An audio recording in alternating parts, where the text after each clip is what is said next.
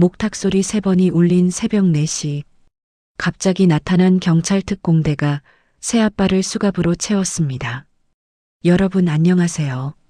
지금 들으신 이 상황은 산속 깊은 절에서 실제로 벌어진 긴급 체포 현장입니다. 71세 엄마를 학대하던 새아빠가 체포되는 순간이죠. 기룡식 씨, 상습적 가정폭력 및 재산범죄, 미수 혐의로 체포합니다. 여긴 절이야. 경찰이 함부로 들어올 수 없어. 하지만 그 순간 바닥에 떨어진 것은 경찰 특공대 신분증이었습니다. 최하늘 경찰 특공대 수색 구조팀이라는 글자가 선명하게 보였죠. 엄마, 괜찮으세요? 이제 안전해요. 하지만 이 충격적인 새벽 체포 뒤에는 아무도 몰랐던 반년간의 은밀한 학대와 아들의 비밀 수사가 숨어 있었습니다. 어머니를 지키기 위해 아들은 증거를 모았습니다. 왜 71세 엄마는 산속절에서 혼자 고통받아야 했을까요? 그리고 왜 경찰 특공대 아들은 6개월간 모든 걸 숨기며 비밀리에 수사해야 했을까요? 오늘의 이야기는 여러분의 가슴을 뭉클하게 만들 것입니다. 여러분, 이야기를 본격적으로 시작하기 전에 잠깐만요. 무료 버튼인 좋아요와 구독 버튼 한번 꾹꾹 눌러주세요. 여러분의 작은 관심 하나하나가 더 많은 진실한 이야기를 전해드릴 수 있는 큰 힘이 됩니다. 댓글로 여러분의 생각도 들려주세요. 그럼 지금부터 정심할머니와 하늘의 눈물겨운 산사구출 작전 함께 들어보시죠. 71살 배정심 할머니가 새아버지와 함께 산사에서 생활하게 되면서 벌어진 일인데요. 표면적으로는 평온해 보이지만 그 안에 숨겨진 진실이 있었습니다. 과연 정심 할머니에게 무슨 일이 일어나고 있었을까요? 영상을 끝까지 보시면 때로는 고요함이 진정한 보호가 되는 순간에 대해 생각해 보실 수 있을 겁니다. 겨울 끝자락의 산사입니다. 대웅전 마루에 엎드린 서리 냄새가 코끝을 스치고 있어요.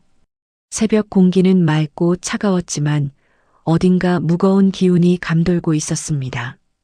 해가 뜨기 전 이른 시간 산속은 고요했지만 그 고요함이 평화롭기만 한 것은 아니었어요. 배정심은 장독대에서 다시마물을 끓이며 공양을 준비하고 있었습니다. 71살의 나이에도 손놀림은 여전히 야무졌지만 유독 왼손이 자꾸 떨렸어요. 몇 년 전부터 시작된 손떨림이었는데 요즘 들어 더 심해진 것 같았습니다. 무청은 저 아래 김장때 남겨둔 걸로 쓰면 되겠네요. 정심은 혼잣말을 하며 부지런히 움직였어요. 그런데 이상했습니다. 평소 요리를 좋아하던 정심이 오늘따라 손에 힘이 들어가지 않았거든요. 특히 왼손 떨림이 심해서 그릇을 놓칠 뻔한 적이 여러 번 있었습니다. 젓가락을 제대로 잡지 못해 반찬을 집다가 떨어뜨리기도 했어요. 사찰에서의 생활은 규칙적이었습니다. 새벽 4시에 일어나 공양 준비를 하고 오전에는 법당 청소, 오후에는 마당 정리와 빨래를 했어요.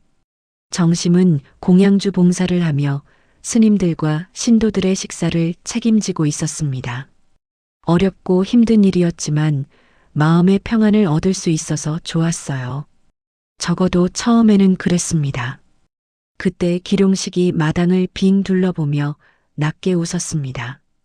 73세 전직 택배기사였던 기룡식은 정심과 재혼한 지 반년 정도 된 남자였어요. 얼핏 보기에는 다정한 할아버지 같았지만 말투에는 묘한 권력이 배어 있었습니다. 마치 자신이 이곳의 주인인 것처럼 행동했거든요. 여긴 산이야. 산에선 큰 소리 내지 말고 전화도 자주 꺼놔야 해. 알았지? 기룡식의 말에는 단순한 조언이 아닌 다른 의미가 담겨 있는 것 같았어요. 마치 명령하는 듯한 톤이었습니다. 실제로 정심의 휴대폰은 늘 비행기 모드로 설정되어 있었어요. 처음에는 산속이라 전파가 약해서 그런 줄 알았는데 시간이 지날수록 이상한 점들이 눈에 띄기 시작했습니다. 기룡식은 정심의 일거수일투족을 감시하는 것 같았어요. 누구와 이야기하는지, 어디에 가는지, 무엇을 하는지 모든 것을 알고 싶어 했습니다. 심지어 화장실에 가는 시간까지 체크하는 것 같았어요. 처음에는 자신을 걱정해서 그러는 줄 알았는데 점점 숨이 막히는 느낌이었습니다. 오후가 되면 주지스님이 포터트럭에 보리차 한 통을 가져다 주곤 했습니다. 60대 중반의 주지스님은 정심을 매우 아껴주었어요. 스님은 정심이 혼자 온 것을 안타까워하며 따뜻하게 챙겨주었습니다. 어머니, 손이 시리면 잠깐씩 온수에 담그세요. 산속은 추워서 관절이 굳기 쉽거든요. 주지스님의 따뜻한 말에 정심은 고개를 끄덕였지만 마음 한구석은 여전히 무거웠어요. 손떨림이 단순히 추위 때문만은 아니라는 걸 본인이 가장 잘 알고 있었거든요. 스트레스와 불안감이 몸으로 나타나고 있다는 것을 느꼈습니다. 스님은 가끔 정심의 표정을 유심히 관찰했어요. 뭔가 말하고 싶어 하는 것 같은데 차마 입을 열지 못하는 모습이었습니다. 스님도 정심의 상황이 평범하지 않다는 것을 직감하고 있었어요. 정심은 마당을 쓸고 또 쓸었습니다. 같은 곳을 몇 번이고 쓸어야 마음이 조금 진정되었거든요. 평화로워 보이는 풍경이었지만 자세히 보면 뭔가 어색한 점들이 있었어요. 바람이 세질수록 정심의 손 떨림도 더 잦아졌습니다. 마치 무언가를 두려워하는 것처럼 말이죠. 저녁 예불 시간이 되면 정심은 법당 뒤편에서 조용히 기도했어요. 하지만 마음의 평안을 찾기는 쉽지 않았습니다. 기룡식의 시선이 늘 따라다니는 것 같았거든요. 심지어 기도하는 모습까지 감시받는 기분이었어요. 그날 저녁 산문 아래로 낯익은 발자국 소리가 들려왔습니다. 묵직하면서도 규칙적인 걸음걸이였어요. 정심은 그 소리를 듣자마자 누구인지 알 수 있었습니다. 가슴이 두근거리기 시작했어요. 엄마, 최하늘이었습니다. 39살의 경찰특공대 수색 구조팀원이었어요. 정심의 전남편 소생인 하늘은 검게 그을린 얼굴에 서울 사투리가 섞인 짧은 숨을 몰아쉬고 있었습니다. 산을 타고 올라온 게 분명했어요.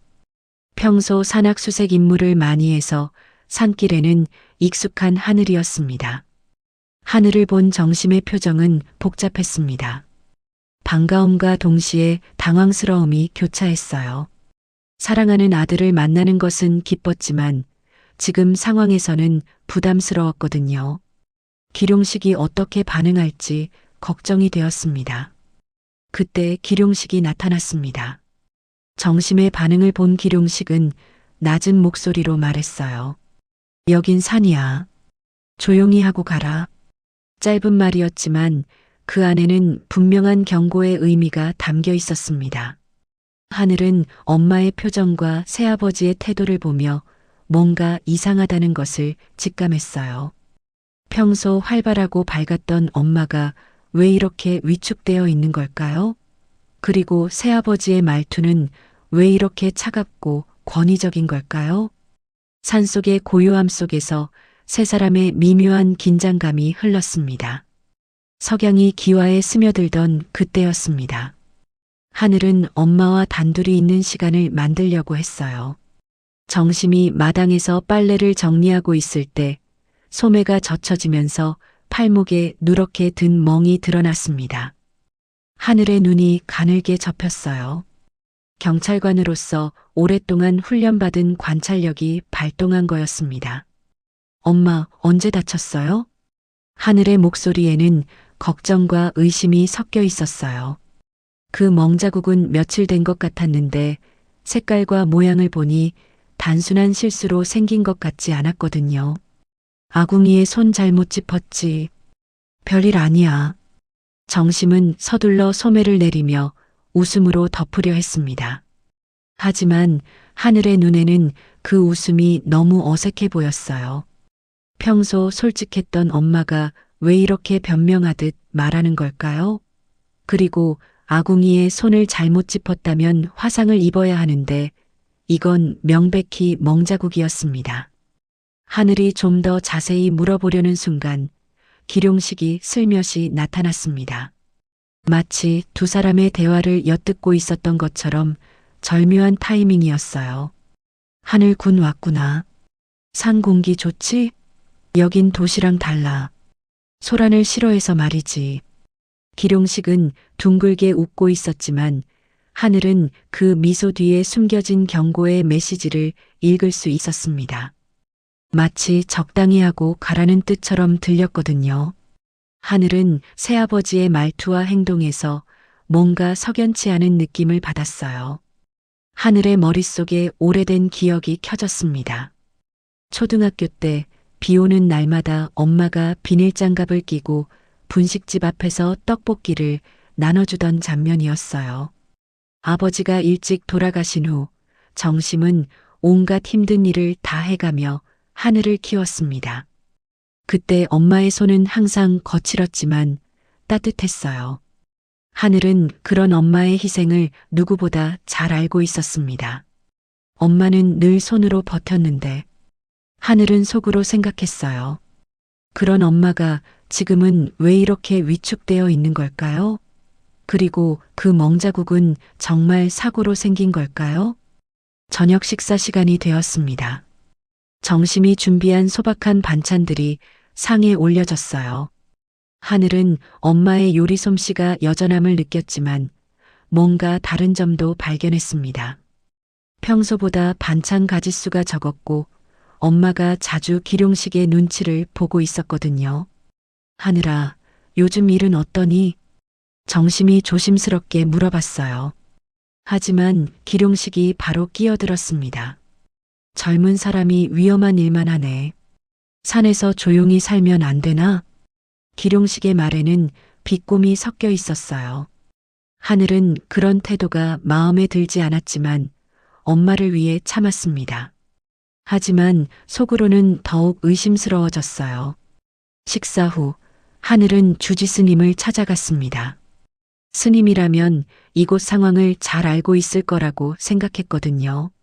주지 스님은 법당에서 저녁 예불을 마치고 나오는 참이었어요. 스님, 혹시 저희 어머니가 여기서 생활하시는데 불편한 점은 없나요? 하늘의 질문에 주지 스님은 잠시 망설였습니다. 뭔가 말하고 싶은 게 있는 것 같았지만 쉽게 입을 열지 못했어요. 어머니께서는 참 성실하게 공양 봉사를 해주고 계십니다. 다만 스님이 말을 멈췄어요. 하늘은 그 다만 뒤에 숨겨진 이야기가 있다는 것을 직감했습니다. 스님, 혹시 몰라서 드리는 건데요. 하늘은 조용히 휴대폰을 내밀었습니다. 비상시에 이걸로 연락 주세요. 통화 버튼만 누르면 자동으로 녹음도 됩니다. 주지 스님은 잠시 망설이다가 고개를 끄덕였어요. 하늘의 진심을 느꼈기 때문입니다. 고요는 침묵이 아니라 보호여야 하니까요. 스님의 말에 하늘은 뭔가 깊은 의미가 있다는 것을 느꼈어요.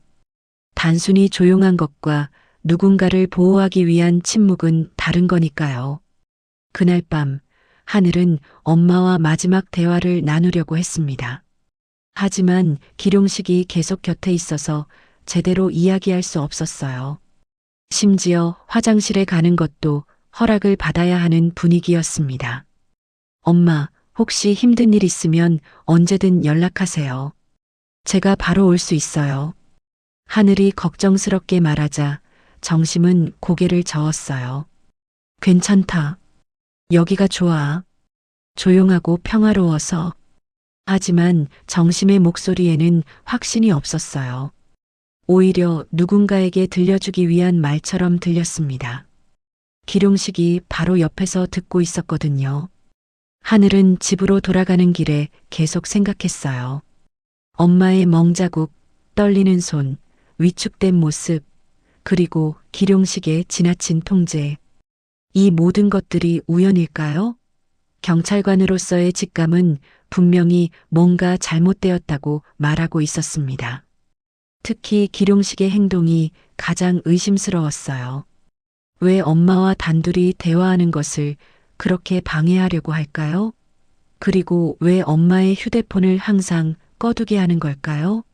산속이라 전파가 약하다는 것은 핑계에 불과했습니다.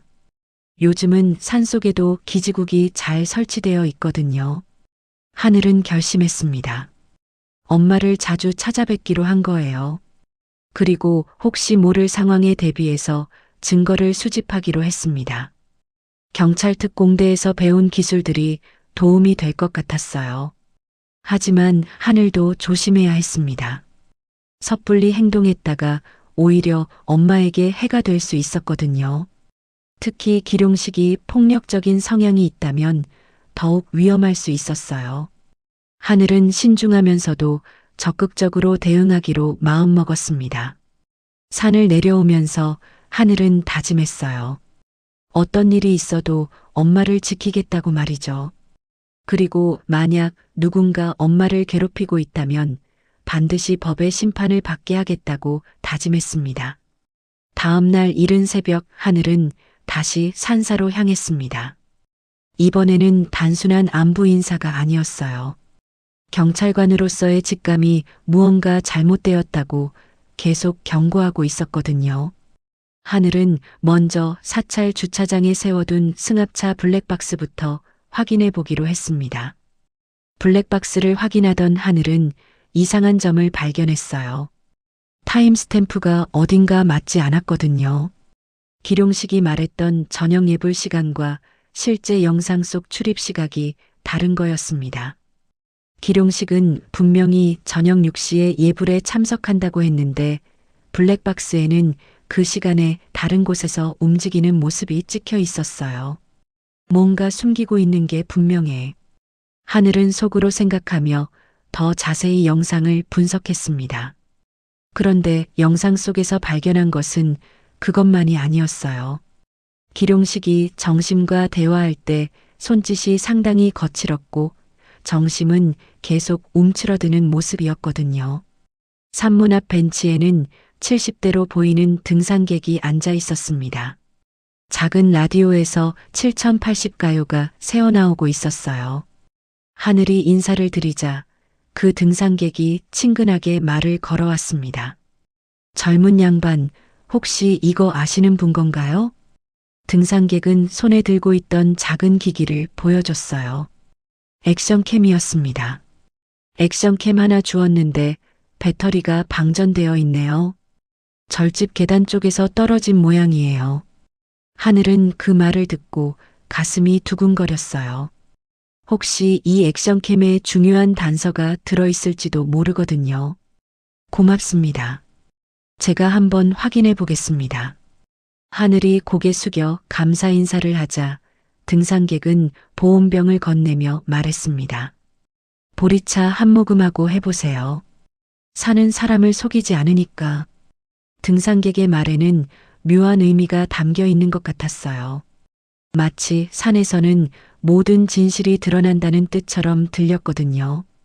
하늘은 보리차를 마시며 등산객과 이야기를 나눴습니다.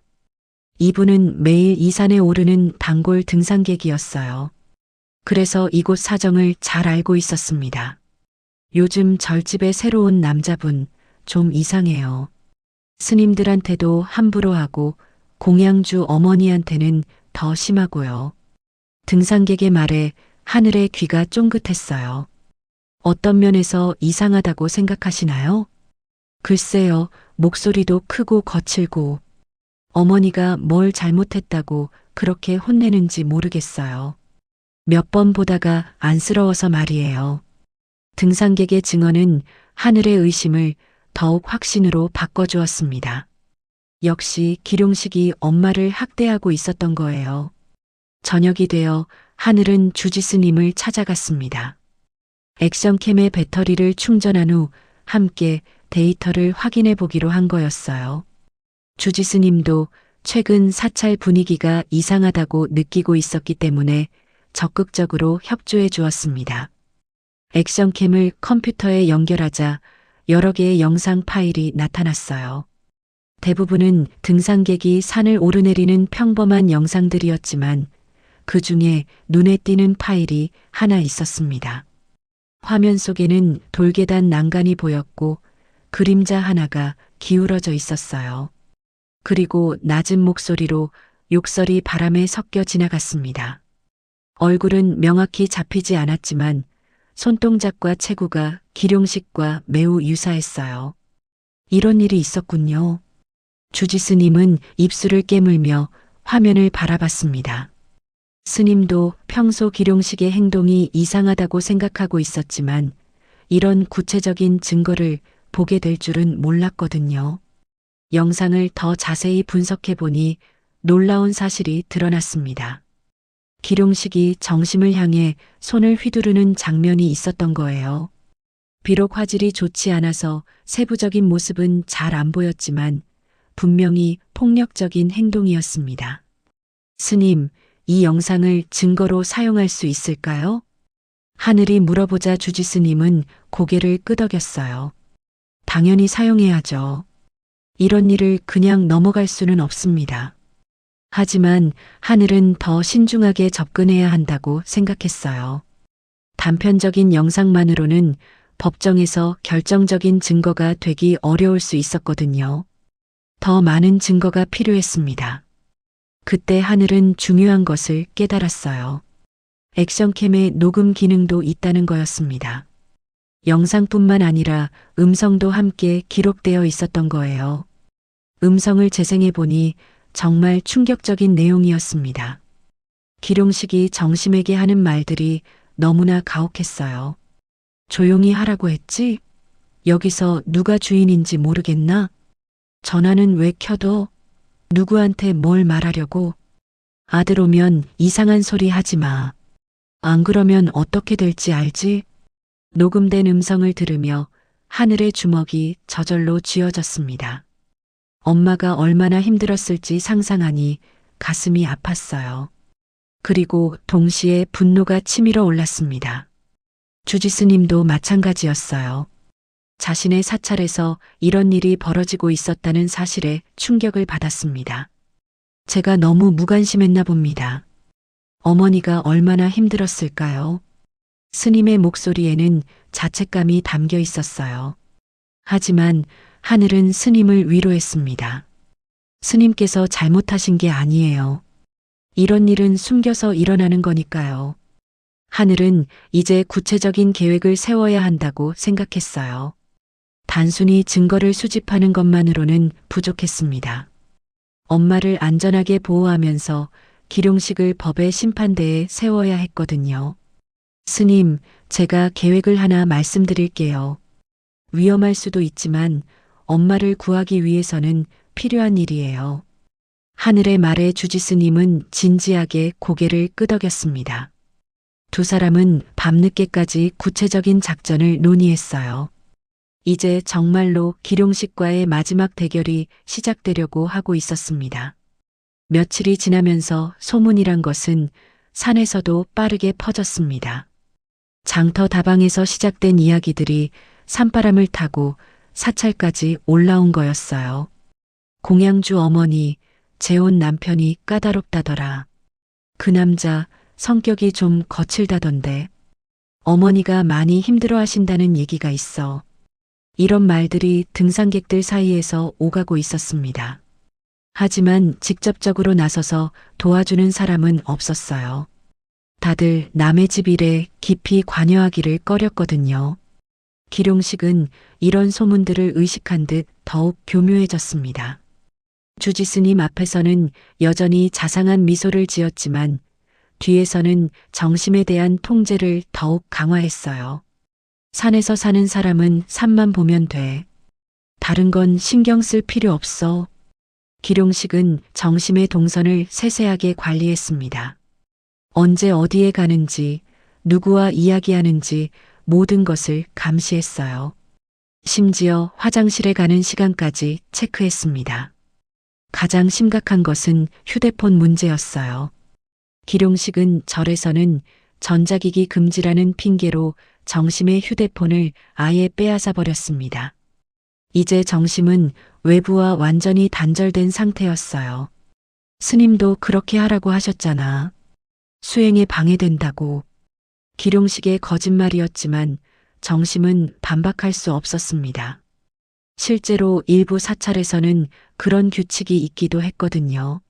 하지만 이 사찰은 그런 곳이 아니었어요. 하늘이 액션캠 영상을 근거로 경찰 동료에게 자문을 구하려는 순간 충격적인 발견을 했습니다. 창고 옆 고철함에서 깨진 스마트폰 파편이 여러 조각 발견된 거였어요. 하늘의 심장이 덜컥 내려앉았습니다. 뒷면 케이스에는 희미한 스티커 자국이 남아 있었어요. 파란색 새마을 금고 스티커였습니다. 하늘은 그 스티커를 기억하고 있었어요. 엄마 폰이다. 정심은 몇 년 전부터 새마을 금고에서 받은 스티커를 폰 케이스에 붙이고 다녔거든요. 그 스티커를 보자 확신이 들었습니다. 이건 분명히 엄마의 휴대폰이었어요. 하늘은 깨진 폰을 조심스럽게 수거했습니다. 복구가 가능할지 모르겠지만 시도해볼 가치는 있었어요. 메모리 기판 일부가 심하게 깨져 있었지만 완전히 망가진 것은 아니었습니다. 하늘은 서울에 있는 포렌식 동료에게 사진을 보냈습니다. 전문가의 도움이 필요했거든요. 혹시 통화 기록이나 문자 메시지라도 복구할 수 있다면 중요한 증거가 될 수 있었어요. 동시에 하늘은 사찰 주변 상가의 CCTV를 수소문했습니다. 혹시 기룡식이 폰을 부수는 장면이나 이상한 행동을 하는 모습이 찍혔을지도 모르거든요. 하지만 기룡식도 가만히 있지 않았습니다. 하늘의 움직임을 눈치챈 듯 더욱 적극적으로 대응하기 시작했어요. 내일부터 새벽 기도는 신도들 없는 작은 암자에서 하자. 기룡식이 주지스님에게 제안했습니다. 표면적으로는 더 조용한 환경에서 수행하자는 뜻이었지만 실제로는 정심을 더욱 고립시키려는 의도였어요. 작은 암자는 본 사찰에서 한참 떨어진 곳에 있었습니다. 거기까지 가려면 산길을 30분 정도 걸어야 했어요. 사람의 발길이 거의 닿지 않는 외진 곳이었습니다. 주지스님은 그 제안이 이상하다고 생각했지만 뚜렷한 반대 이유를 찾기 어려웠어요. 기룡식이 너무 그럴듯하게 포장해서 말했거든요. 어머니께서 요즘 마음이 어수선해 보이시는데 조용한 곳에서 정신을 집중하시면 좋을 것 같습니다. 결국 주지스님은 그 제안을 받아들일 수밖에 없었습니다. 하지만 마음 한구석에는 불안감이 자리 잡았어요. 이렇게 해서 정심의 고립은 더욱 깊어졌습니다. 이제 정심은 아침 일찍 기룡식과 함께 암자로 가서 하루 종일 그곳에서 지내야 했어요. 다른 사람들과 만날 기회는 거의 사라졌습니다. 기룡식의 통제는 더욱 세밀해졌습니다. 정심이 무엇을 하든 기룡식의 허락을 받아야 했어요. 심지어 물을 마시는 것조차 눈치를 봐야 하는 상황이었습니다. 여기서는 내 말을 잘 들어야 해. 산에서는 내가 보호해 주는 거니까. 기룡식의 말에는 보호라는 명목하에 숨겨진 위협이 담겨 있었어요. 정심은 점점 더 작아졌습니다.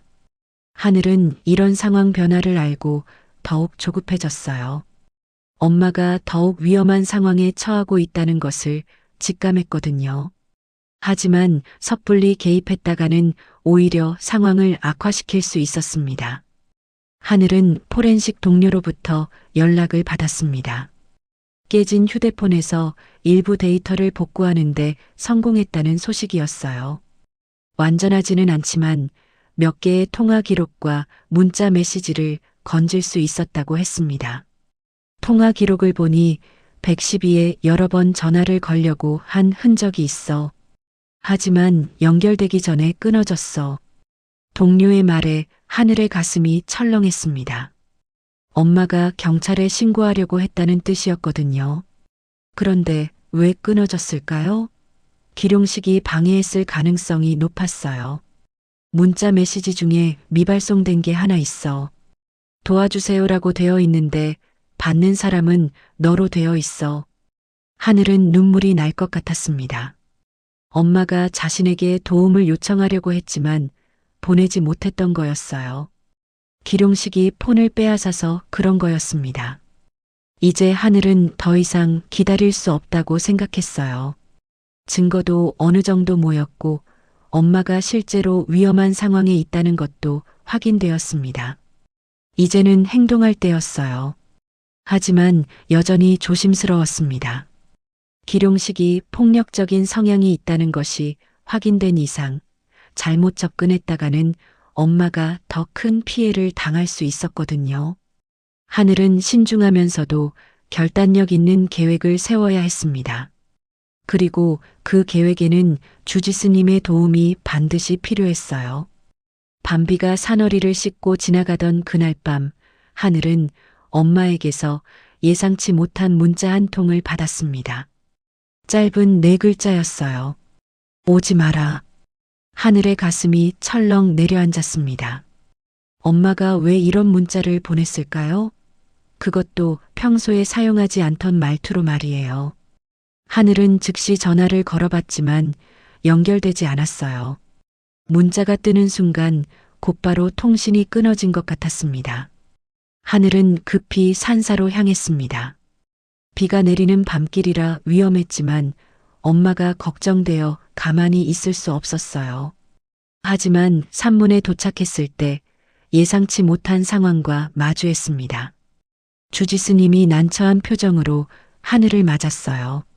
하늘군, 죄송합니다. 용식 씨가 오늘 모든 열쇠를 바꿨어요. 외부인 출입은 조금 어려울 것 같습니다. 하늘은 당황했습니다. 왜 갑자기 열쇠를 바꾼 걸까요?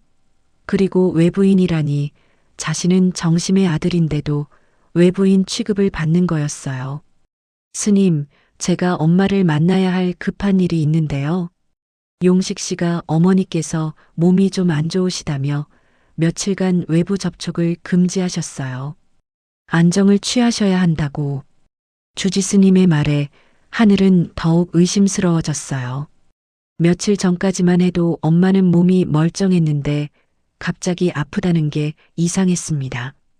게다가 외부 접촉 금지라니 이건 명백히 격리 아닌가요?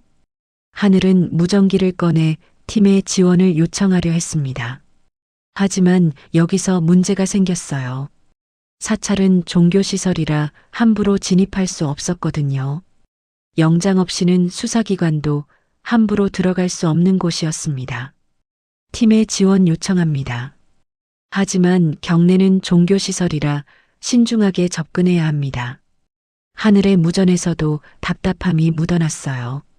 절집의 불가침 원칙이 오히려 하늘의 발목을 잡고 있었습니다. 기룡식이 이런 점을 노리고 사찰을 선택한 것일지도 모르겠다는 생각이 들었어요. 하늘은 속으로 생각했습니다. 산은 조용히 사람을 가두기도 한다. 산의 고요함이 때로는 보호막이 되지만 때로는 감옥이 될 수도 있다는 걸 깨달았어요. 비는 더욱 세게 내렸고 하늘은 진퇴양난에 빠졌습니다. 강제로 들어갈 수도 없고 그렇다고 포기할 수도 없었어요. 엄마가 위험에 처해 있다는 확신이 들었거든요. 새벽 3시 반 등산로에서 희미한 헤드램프 불빛이 움직이는 게 보였습니다. 누군가 이 늦은 시간에 산을 오르고 있었어요. 하늘은 혹시나 해서 그쪽으로 다가갔습니다. 놀랍게도 며칠 전에 액션캠을 건네줬던 등산객이었어요. 70대 할아버지가 이런 시간에 왜 산에 올라오신 걸까요? 젊은 양반 기다리고 있었어요. 등산객은 마치 하늘이 올 것을 예상하고 있었던 것처럼 말했습니다. 그 카메라 배터리 충전해서 자세히 봤는데 이건 내가 꼭 봐야겠더라고. 등산객은 액션캠을 하늘에게 건네주었어요. 화면에는 새로운 영상이 재생되고 있었습니다. 영상 속에는 계단 난간에서 누군가의 손목이 잡히는 순간이 선명하게 찍혀 있었어요. 그리고 그 순간 목탁 소리와 겹쳐진 숨막힌 신음소리가 분명히 들렸습니다. 여성의 목소리였어요. 엄마. 하늘은 치아를 꽉 물었습니다. 영상 속 신음소리는 분명히 엄마의 목소리였어요. 기룡식이 엄마의 손목을 비틀면서 생긴 소리였습니다. 이제 물증도 확보된 거였어요. 할아버지, 이 영상 언제 찍힌 건가요? 어제 저녁이야. 내가 하산하다가 우연히 이상한 소리가 들려서 확인해 본 거지. 등산객의 말에 하늘은 더욱 분노했습니다. 어제 저녁이면 자신이 마지막으로 엄마를 본 바로 그 다음 날이었어요. 자신이 떠난 후 기룡식이 엄마에게 화풀이를 한 것 같았습니다. 끝내자. 하늘은 이제 더 이상 참을 수 없었어요. 법적 절차니 신중한 접근이니 하는 것들이 모두 무의미하게 느껴졌습니다. 엄마가 당장 위험에 처해 있는데 어떻게 가만히 있을 수 있겠어요? 하지만 하늘은 경찰관이었습니다. 감정적으로 행동해서는 안 되었어요. 확실한 증거와 계획이 있어야 했습니다. 그래야만 기룡식을 완전히 제압하고 엄마를 안전하게 구할 수 있었거든요. 하늘은 등산객에게 깊이 고개를 숙였습니다. 정말 고맙습니다. 할아버지 덕분에 엄마를 구할 수 있을 것 같아요. 당연한 일이지. 나도 딸이 있어서 남의 일 같지 않더라고. 등산객의 따뜻한 말에 하늘은 감동했어요. 세상에는 여전히 따뜻한 사람들이 있다는 것을 느꼈습니다. 하늘은 즉시 동료들에게 연락했습니다. 이제 충분한 증거가 확보되었으니 공식적인 수사에 착수할 수 있었어요. 액션캠 영상, 깨진 휴대폰 데이터, 그리고 목격자 증언까지 모든 것이 갖춰졌습니다. 하지만 여전히 문제가 있었어요. 기룡식이 사찰이라는 특수한 장소를 이용해 엄마를 격리시키고 있었거든요. 함부로 진입했다가는 종교의 자유를 침해했다는 문제가 생길 수 있었습니다. 하늘은 주지 스님과 상의하기로 했어요. 스님의 협조 없이는 이 문제를 해결하기 어려웠거든요. 다행히 주지 스님도 최근 상황이 이상하다고 느끼고 있었기 때문에 적극적으로 도와줄 의향이 있었어요. 스님, 이제 더 이상 미룰 수 없습니다. 어머니가 실제로 위험에 처해 있어요. 하늘이 액션캠 영상을 보여주자 주지 스님은 크게 충격을 받았습니다. 이런 일이 제 사찰에서 벌어지고 있었다니. 스님은 자책하는 표정이었어요. 하지만 하늘은 스님을 위로했습니다. 스님 잘못이 아니에요. 이런 일은 교묘하게 숨겨서 벌어지는 거니까요. 이제 하늘과 주지 스님은 구체적인 계획을 세워야 했습니다. 어떻게 하면 엄마를 안전하게 구하면서 기룡식을 체포할 수 있을지 신중하게 계획해야 했어요. 시간이 많지 않았습니다. 기룡식의 폭력성이 확인된 이상 언제 더 큰 사고가 날지 모르는 상황이었거든요. 하늘은 수집한 모든 증거를 차례대로 정리했습니다. 주차장 블랙박스의 음성 기록과 등산객이 발견한 액션캠 영상을 시간순으로 맞춰보니 놀라운 사실이 드러났어요. 타임스탬프가 정확히 맞물리면서 그날 밤의 상황이 생생하게 재구성되었습니다. 블랙박스에서는 기룡식의 목소리가 뚜렷하게 들렸어요. 조용히 하라고 했지?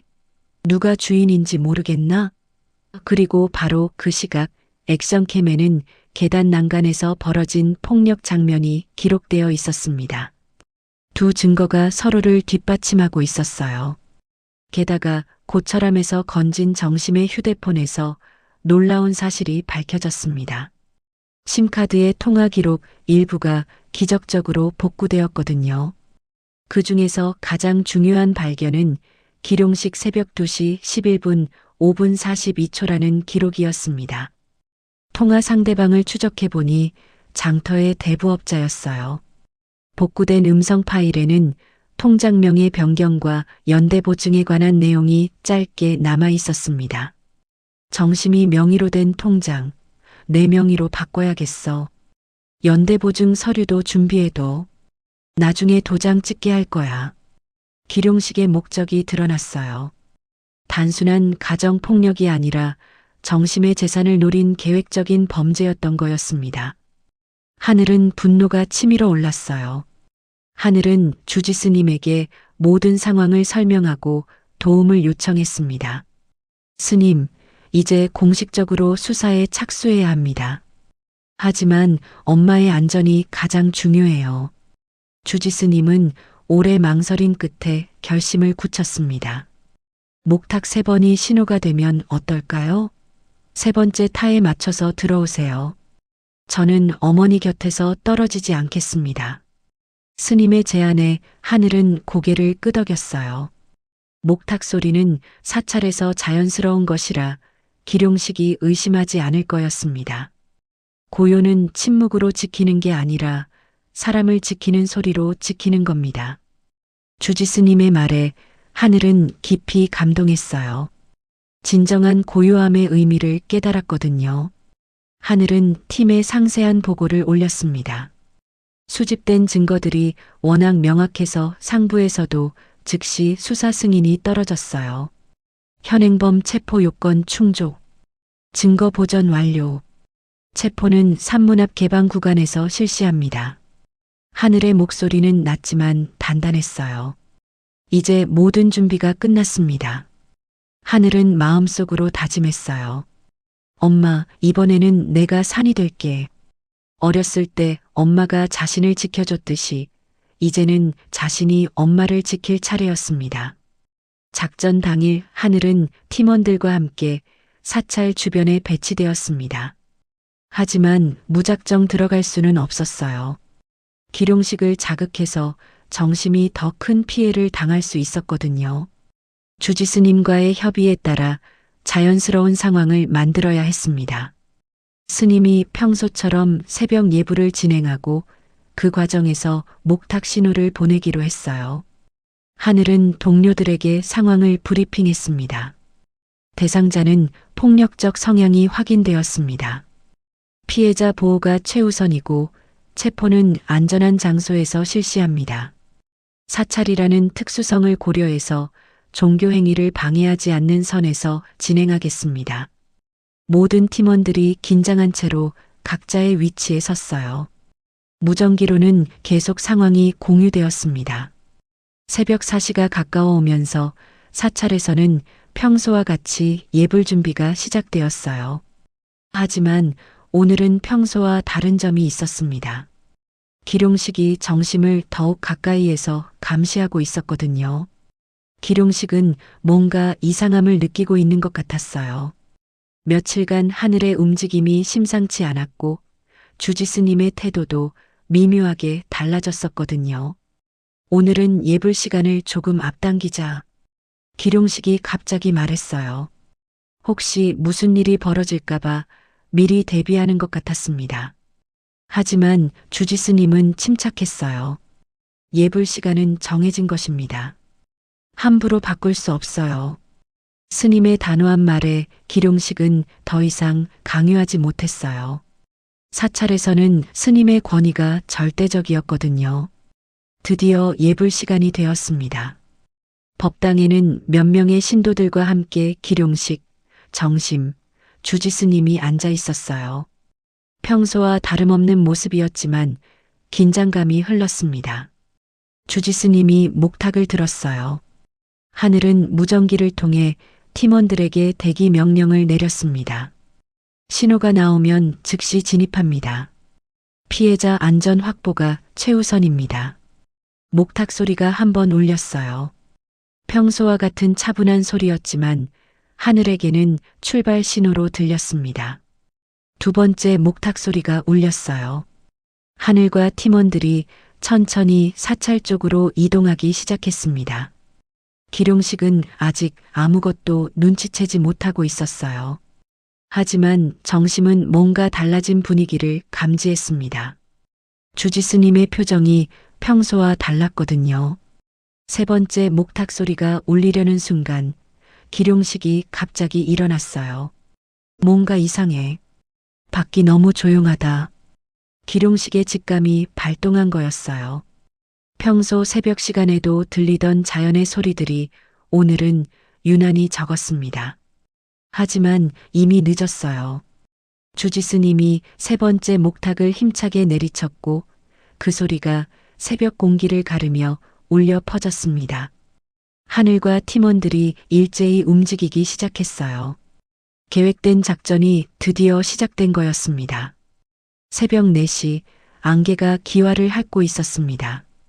목탁이 한 번, 두 번 울리고 드디어 세 번째 소리가 새벽 공기를 가르며 울려 퍼졌어요. 하늘은 깊게 숨을 들이마시고 산문 쪽으로 조용히 걸어 들어갔습니다.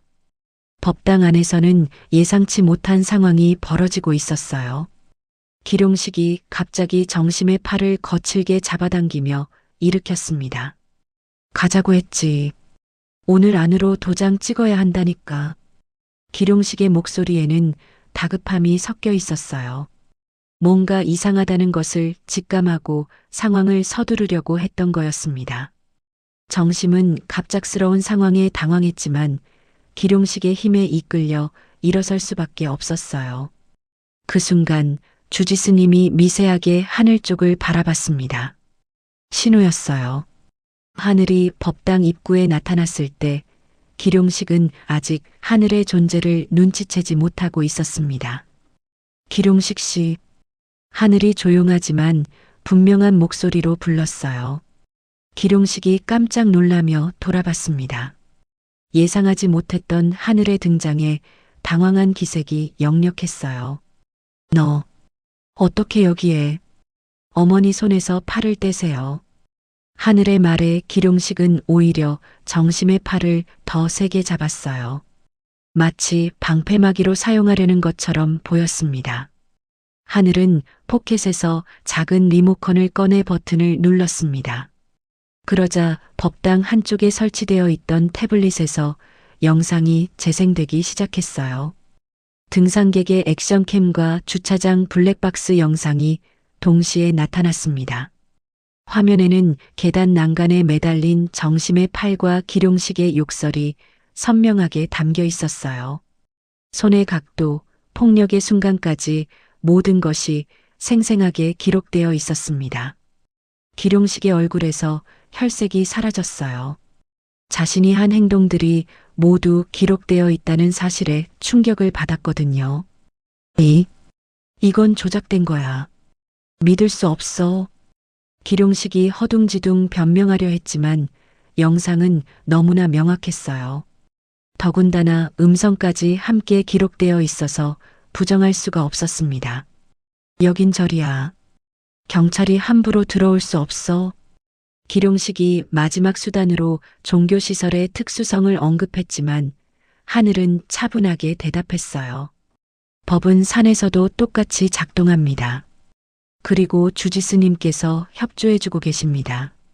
하늘은 단정하게 다가가며 수갑을 보여줬어요. 기룡식의 얼굴에는 절망과 분노가 교차했습니다. 기룡식 씨, 상습적 가정폭력 및 제3범죄 미수 혐의로 체포합니다. 변명은 조사실에서 하시죠. 하늘의 말이 끝나기가 무섭게 기룡식이 버둥대기 시작했어요. 정심을 놓지 않으려고 발버둥치면서 법당 안을 휘젓고 다녔습니다. 놓지 마. 이 여자는 내 아내야. 하지만 하늘은 경찰 특공대에서 배운 제압술로 최소한의 힘만 사용해서 기룡식을 무력화시켰어요. 불필요한 폭력은 사용하지 않았지만 확실하게 제압했습니다.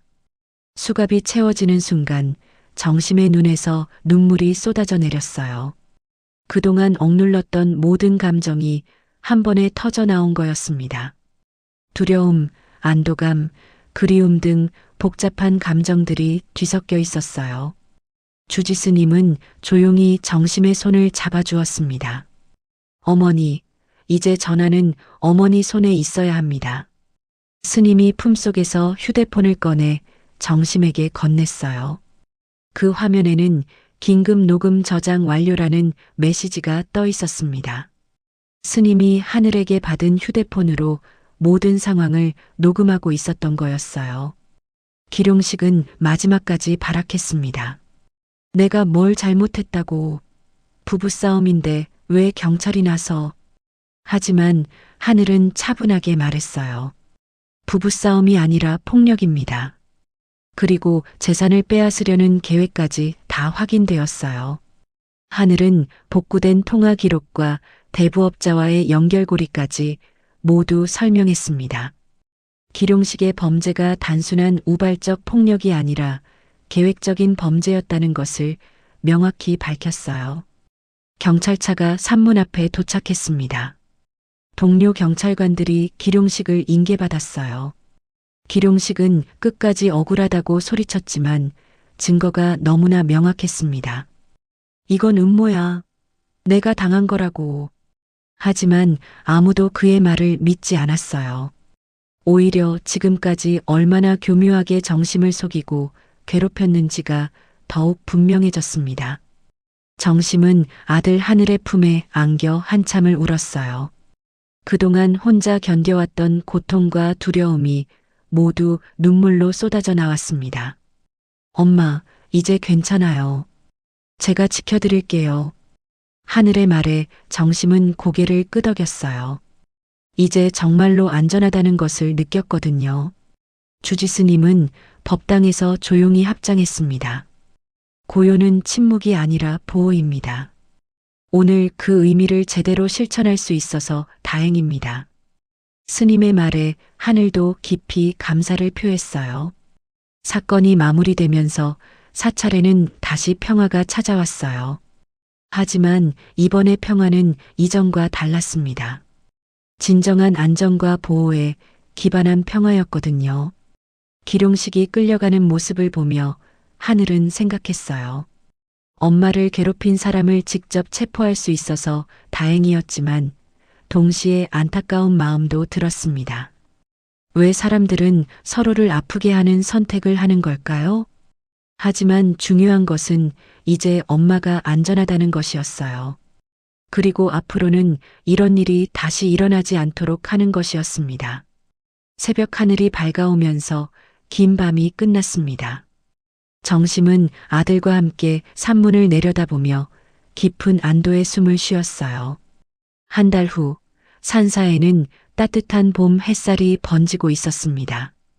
겨울의 차가운 기운은 완전히 사라지고 새로운 생명력이 곳곳에서 피어나고 있었어요. 정심은 이제 마을 복지센터 상담실에서 정기적으로 상담을 받고 있었습니다. 괜찮다는 말은 이제 정말 괜찮을 때만 하겠습니다. 정심이 상담사에게 말했을 때 목소리에는 전에 없던 확신이 담겨 있었어요. 몇 달 전만 해도 상상할 수 없었던 변화였습니다. 상담사는 따뜻한 미소로 고개를 끄덕였어요. 정심 어르신, 많이 달라지셨네요. 처음 오셨을 때와는 완전히 다른 분 같아요. 실제로 정심의 모습은 크게 변해 있었습니다. 예전처럼 움츠러들지 않았고 눈빛도 훨씬 밝아졌어요. 무엇보다 손떨림이 거의 사라졌습니다. 스트레스와 공포에서 벗어나니 몸도 점점 회복되고 있었어요. 새마을금고의 파란 통장은 다시 정심의 명의로 돌아왔습니다. 기룡식이 강요했던 연대보증서는 찢어진 조각들이 증거 봉투에 담겨 수사기관에 보관되었어요. 정심의 재산을 노린 기룡식의 계획은 완전히 무산된 거였습니다. 법원에서의 재판도 마무리되었어요. 기룡식은 상습적 가정폭력, 협박, 재산범죄 미수 등의 혐의로 실형을 선고받았습니다. 하늘이 수집한 증거들이 결정적인 역할을 했어요. 액션캠 영상, 휴대폰 복구 데이터, 목격자 증언까지 모든 것이 기룡식의 범죄를 입증했습니다. 재판 과정에서 기룡식은 끝까지 자신의 잘못을 인정하지 않았어요. 하지만 증거가 워낙 명확해서 변명의 여지가 없었습니다. 판사는 피해자에게 심각한 정신적, 신체적 고통을 가한 중범죄라고 판시하며 엄중한 처벌을 내렸어요. 주지스님은 법회 말미에 신도들에게 짧지만 의미 깊은 말씀을 하셨습니다. 고요는 침묵이 아닙니다. 누군가를 지키기 위한 합의된 소리입니다.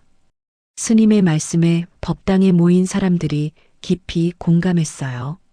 진정한 평화와 고요함의 의미에 대해 다시 한번 생각해보는 시간이었습니다. 목탁이 3번 울렸습니다. 이번에는 위기의 신호가 아니라 희망의 소리였어요. 모든 사람이 그 의미를 알고 있었습니다. 누군가 도움이 필요할 때 주저하지 말고 손을 내미는 것, 그것이 진정한 사찰의 정신이라는 것을 말이죠. 사건이 해결된 후 하늘은 더 자주 엄마를 찾아뵀습니다. 이제는 걱정이 아니라 그리움 때문이었어요. 그동안 바쁜 일상에 쫓겨 소홀했던 효도를 제대로 하고 싶었거든요. 어느 날 오후 하늘은 엄마와 함께 산문 앞에서 보리차를 나눠 마셨습니다. 예전에 등산객 할아버지가 주셨던 그 자리였어요. 엄마, 등산화 끈은 제가 매드릴게요. 예전처럼. 하늘이 말하자 정심은 미소를 지었어요. 아니야, 이제는 내가 묶어볼래. 손이 덜 떨리거든. 정심의 말에 하늘은 뭉클함을 느꼈어요. 엄마가 정말로 건강을 회복하고 있다는 것을 실감했거든요. 그리고 무엇보다 자신감을 되찾은 모습이 기뻤습니다. 등산객 할아버지도 가끔 찾아와 안부를 물었어요. 그분 덕분에 결정적인 증거를 찾을 수 있었거든요. 할아버지는 하늘에게 이런 말을 해주었어요. 젊은 양반, 내가 엄마를 지킨 게 아니라 엄마의 사랑이 너를 이끌었던 거야. 부모 자식 간의 인연이란 게 그런 거지. 할아버지의 말에 하늘은 깊이 감동했어요. 정말로 그런 것 같았거든요. 엄마에 대한 사랑과 걱정이 있었기에 끝까지 포기하지 않을 수 있었던 거였어요. 사찰의 일상도 예전보다 훨씬 평화로워졌습니다. 정심은 다시 공양주 봉사를 하고 있었지만 이제는 누군가의 통제를 받지 않았어요. 자신의 의지로 하는 봉사였기에 더욱 보람이 있었습니다.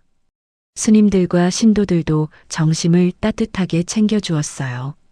그동안 어떤 어려움을 겪었는지 알게 된 후로는 더욱 관심을 가져주었거든요. 하늘은 이번 사건을 통해 많은 것을 배웠습니다.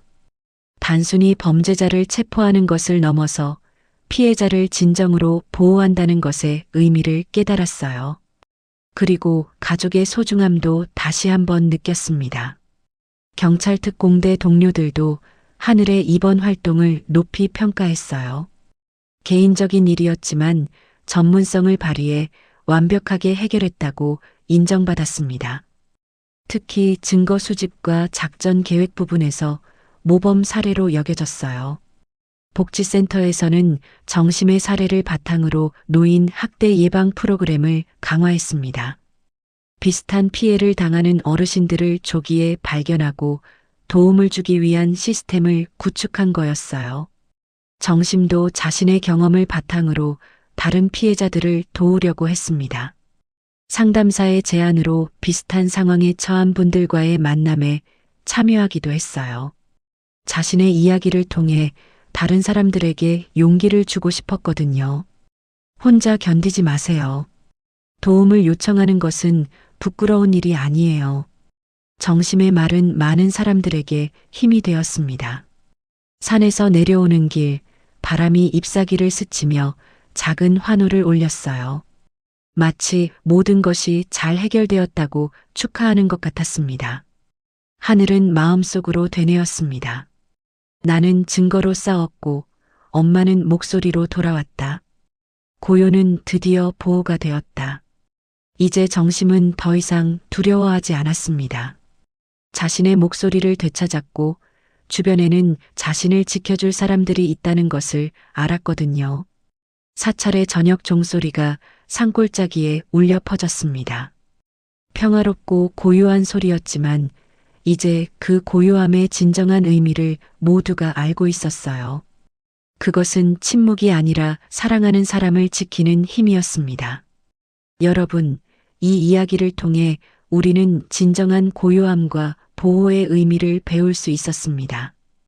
때로는 침묵이 필요하지만 누군가 도움이 필요할 때는 목소리를 내는 용기가 더 중요하다는 것을 말이죠. 여러분 주변에도 도움이 필요한 분들이 계실지도 모릅니다. 작은 관심과 용기가 누군가의 인생을 바꿀 수 있다는 것을 기억해 주세요.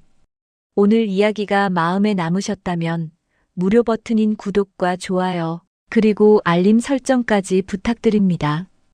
여러분의 관심이 더 많은 사연을 전할 용기를 줍니다. 함께 해주셔서 진심으로 감사합니다.